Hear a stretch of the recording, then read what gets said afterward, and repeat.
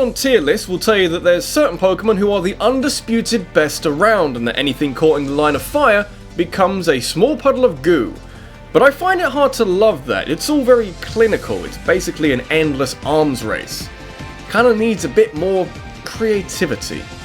I guess we had to get here at some point. You can't spend 30 days talking about Pokemon without getting down to the details of the individual Pokemon. Kinda hard making any list relating to specific Pokemon since there's quite a lot of them nowadays. You look through this list of over 800 and wonder if you've forgotten anything. Then again, I've only put a few hours into Sun and Moon so far, so that lowers it a bit. Salandit's pretty cool, probably my favourite from all the trailers. There's a lot of different qualities you can look for in a good Pokemon, and for me, it's mostly the design. Any Pokemon can have good stats or an interesting typing, but the hardest part is making something that doesn't look like complete ass. It does mean that this is a positive version of that negative list I made a few weeks ago, and that I'm putting my neck and my opinion on the chopping block, but I've been doing this for a while. I'm used to people disagreeing with me. Gives me a fuzzy feeling nowadays.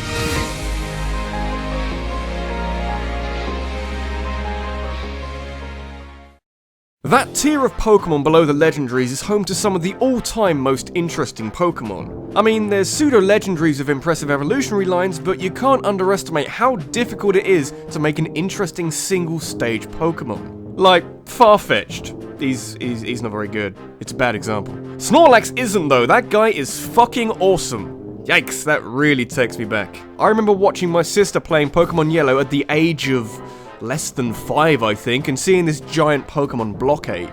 Pokemon as a roadblock?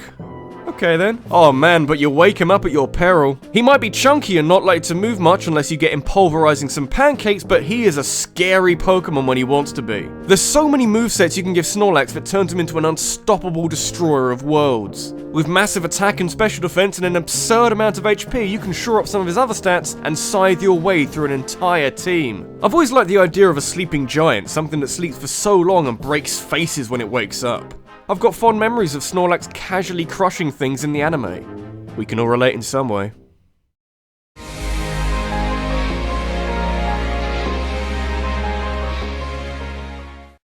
Seeing all these super serious Pokemon can get tiring after a while. You look at the origins of some Pokemon and it's based off some ancient creature with crazy hair that eats things, and you pine for a bit of comic relief to put everything into perspective. Then you end up with something like Horlucha, who's literally a wrestler. But you didn't have to wait until Gen 6 to get your fix. Gen 3 has a Mexican duck platypus kappa combo with a sombrero and mad rhythm. You can't say no to that. What do you expect from the carefree Pokemon? Ludicolo, whose name is an amalgamation of various words meaning crazy, is a great big dancing joke of a Pokemon that actually turns out to be pretty good when you get down to it. Balanced stats, a unique type combination that's awkward to counter, and pretty effective at being an anchor for Hoenn's Elite Four. And all this time you can be knocking out opponents with this goddamn spectacle of a Pokemon and his vacant expression. We all wish we could be Mirabee. Just need a few Ludicolos and the fanciest afro you can find. Never seen a funkier Pokemon in all my life, doubt anything will go past it.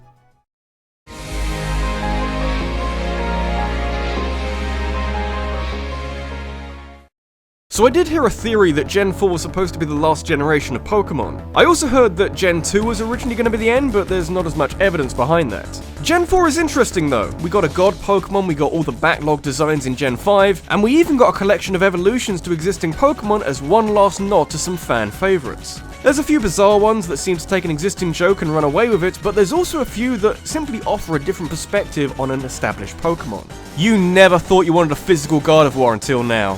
Generally speaking, I never really grew to like the bipedal human-like Pokemon. I think because I like my Pokemon to take a few more creative liberties with biology and not to remind me of something that someone will inevitably turn into porn. However, Gallade has like blade elbows. I'm inclined not to care. A physical psychic type, eh? Well, doesn't that just take perfect advantage of the brand new physical special split introduced in Sinnoh? Previously, a Pokemon like Gallade wouldn't have stood a chance. All psychic type moves are special, and giving a Pokemon of that type this much attack would have been a big waste. Instead, we can have something like Gallade that combines two completely different types, psychic and fighting, to create something really unique. Remember how psychic can't do shit to dark? Yep, that's covered now. Also got a Mega Evolution because apparently it needed more power. Comes with a cape too. Can't think of too many Pokemon with capes. I'm sure it means that more people want to fuck it now.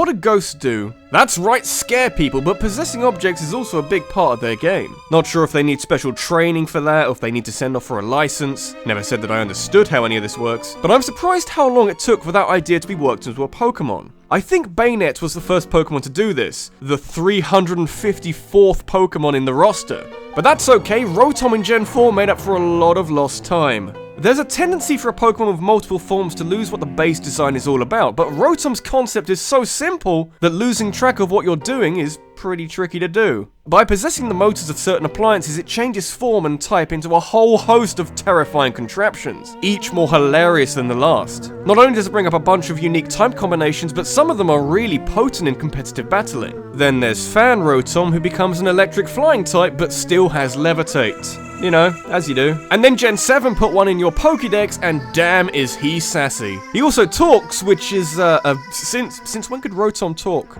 Maybe it possessed that part of the Pokédex that speaks in the anime. Give me computerized voice acting, Game Freak, it's the next natural step for the series.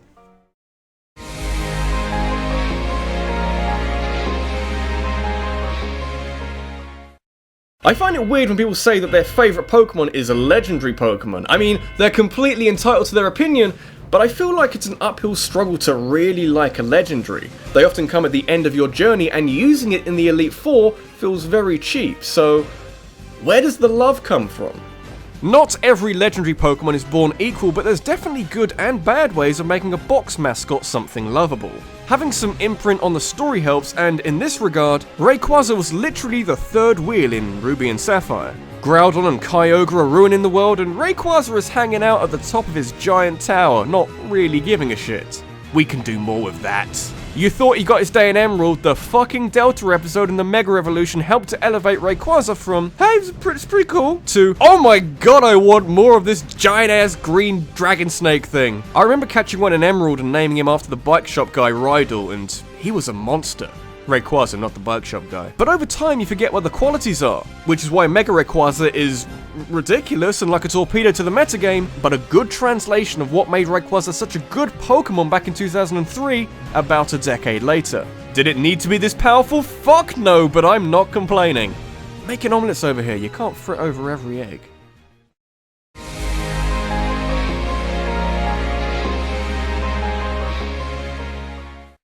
Fossil Pokemon are all sorts of cool. Never mind the ramifications of how they're ancient, extinct creatures whose remains have been revitalized by magic science stuff, even though that would imply that there was some kind of cataclysmic event that killed them all off in a similar vein to the ice asteroid that saw off the dinosaurs. It's a lot more fun if you don't think about it too hard. Same applies to how Kabutops can rip prey apart and suck their bodily fluids.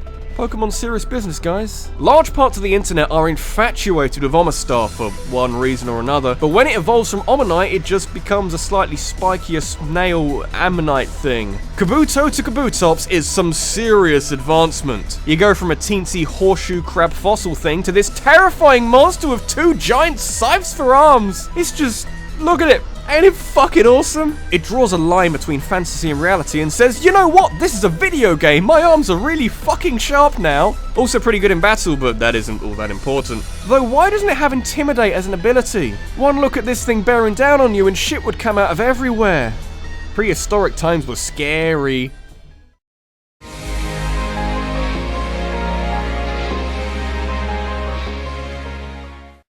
You might not believe me when I say that Gen 2 is all things to all people, but I can prove it with one simple fact. Zubat in Gen 1? Literally the worst thing that's ever existed. They're everywhere, they hate you, you hate them, they confuse you all the fucking time, frankly, they're a mistake. Not much better with Golbat, but at least it's a more interesting Pokemon aesthetically. His sprite in Gen 1 made sure of that. But Gen 2, sensing this unrest, gave the world Crobat. A Pokemon cool enough not to show up in most regular circumstances during an adventure, while also making Zubats and Golbats more desirable Pokemon. Didn't even know that was possible. In some way, Crobat's a bit of a contentious Pokemon since its design is more reserved than the pre-evolutions, but you could see it as a sign of evolving in the right areas, more wings, while losing some of the less helpful things, the giant mouth. And as the generation rumbled on and more poison-type attacking moves were added to the game, the whole Zubat line actually got some decent attacking usage. In Gen 1 and 2, all it's got for poison is Toxic. Then Gen 3 gave it Poison Fang and all things were good.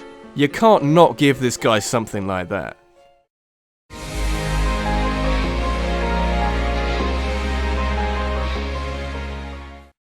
all have our own ideas for what concept should be made into a Pokemon, but Game Freak haven't got around to it yet for whatever reason. It's a good position to be in. You'd rather go into a new generation with a wish list of interesting designs than a completely blank slate. We haven't had a dolphin Pokemon or a narwhal. Have we had a peacock yet? But we went the longest time without any kind of possessed sword Pokemon, which is bizarre. Japan fucking adores this trope. It's in all the legends, and yet until Gen 6, no sign of any Pokemon along these lines. I'd say it was worth the wait though. Oh my god, Aegislash is incredible. Predictable as all hell in competitive battling, since it's only going to do one of two things, but those two things are so interesting! By using an attacking move or King's Shield, which is like Protect but really angry, Aegislash changes from a bulky defensive wall to a monstrous attacker. And this is all hilariously predictable, but it just means that when you fight one in online battles, it's like this focused chess game within the battle. Like, I know what he's gonna do, but does he know that he's gonna use King's Shield this turn? It's great fun. And of course, yeah, Aegislash and its pre-evolutions being based off a possessed sword is... How did this take so long? Just really glad we got there eventually.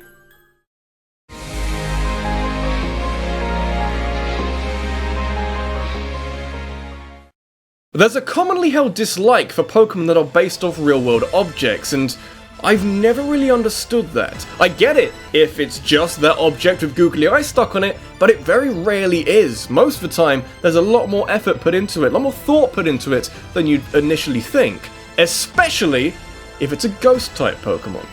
Somehow I knew that the worst designed Pokemon video I made of Hoodlum Scrafty a few weeks back would come back to bite me somewhere painful. People seem to think that Gen 5 is some kind of cesspool of bad Pokemon design, but most of the time I can go to any random Pokemon in the lineup and find something worth talking about. Luckily, I don't have to. The first time I saw the Chandelure line, a Pokemon that starts as a candle, then becomes a lantern, and then finally a chandelier, instantly one of my all-time favourites. And mostly for the exact same reason as Aegislash, really. How it took Game Freak 14 years to come up with some kind of ghost-fire combo, considering that Japan is a big fan of using these fire spirits to represent the dead. Everything that came before was just wasting time, frankly. And putting said fire spirit to work in a chandelier, or maybe Pokemon chandeliers are based off of a chandelure, I don't know. It's such an incredibly natural Pokemon design. It's also got massive special attack, which is kind of important, but what is actually important is Chandelure's shiny model. This, I want this. It will be mine.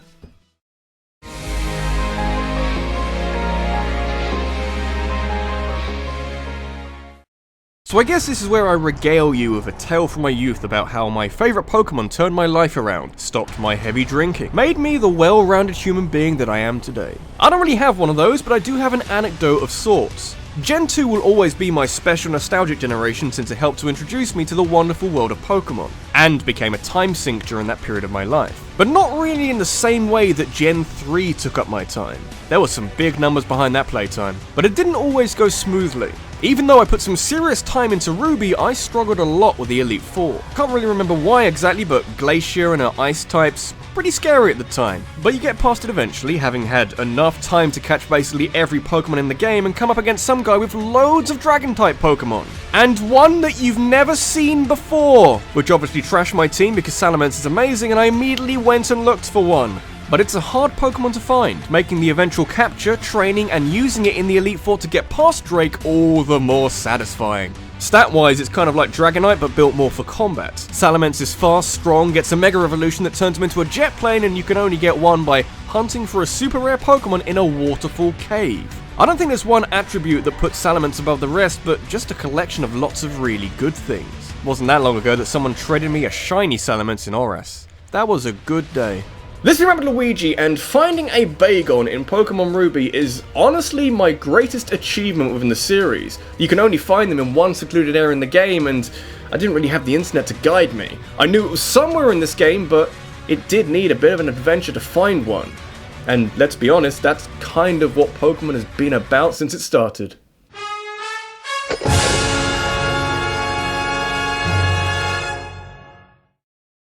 Hey guys, thanks for watching. If I sound like I'm a bit ill, that's because I am. In between the day I recorded the rest of the vocals and today I've managed to pick up a cold, so sorry if it ruins the continuity of the video for you. But that's okay because we're right at the end of Pokemon, only really my review of Sun and Moon to come on Wednesday and I can explain that game even with a blocked nose. Have you enjoyed Pokemon? I think it's gone pretty well. In places it's been so well received that I'm already thinking of doing another similarly themed month at some point.